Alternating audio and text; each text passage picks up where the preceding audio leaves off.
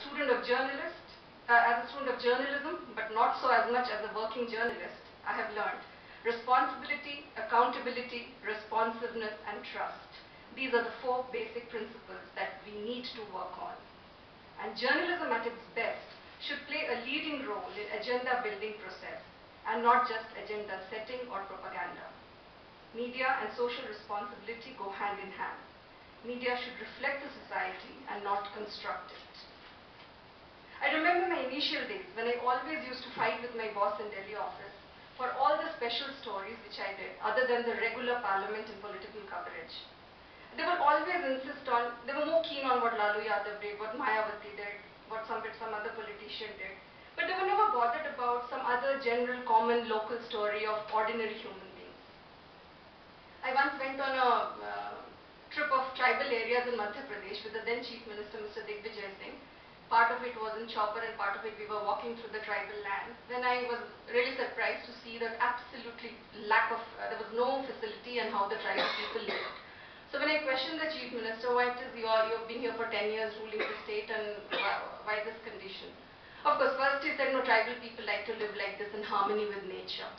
And then he just smiled at me and he said, why don't you write about it? So I was surprised. I said, this is your administration which has failed to provide.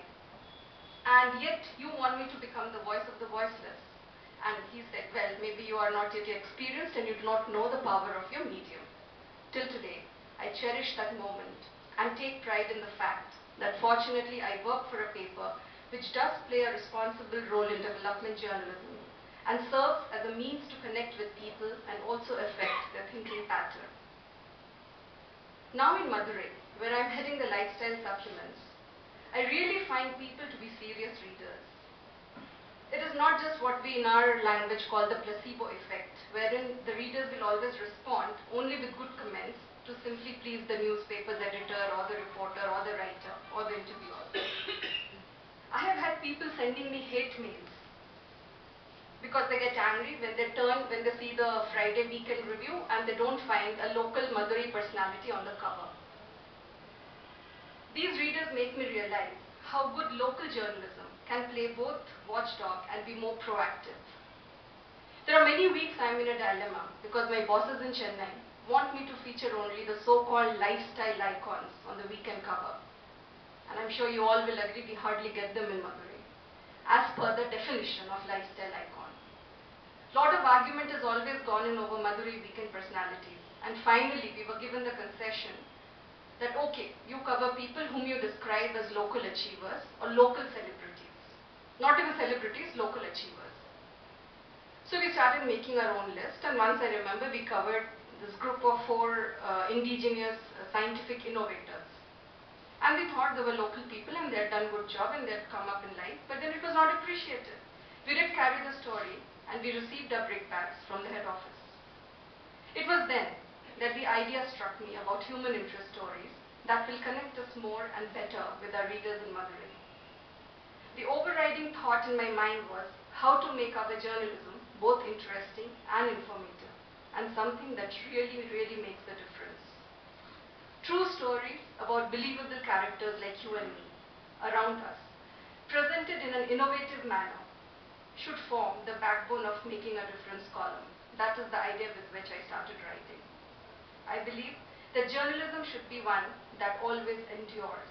It should be infused with values, meaning, and hope. And journalists can always bring attention to the issue. There is another way of looking at it, that anyone who cares can always make a difference. It is always wonderful to help others. It induces more meaning to our life, increases self-esteem, and helps us feel better deep within. One feels more worthy of good deeds.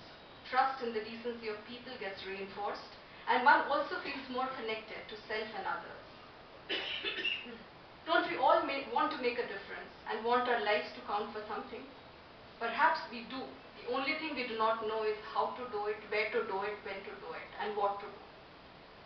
Seemingly insignificant decisions and acts of millions of faceless people go unnoticed, but they are the ones who keep this world going.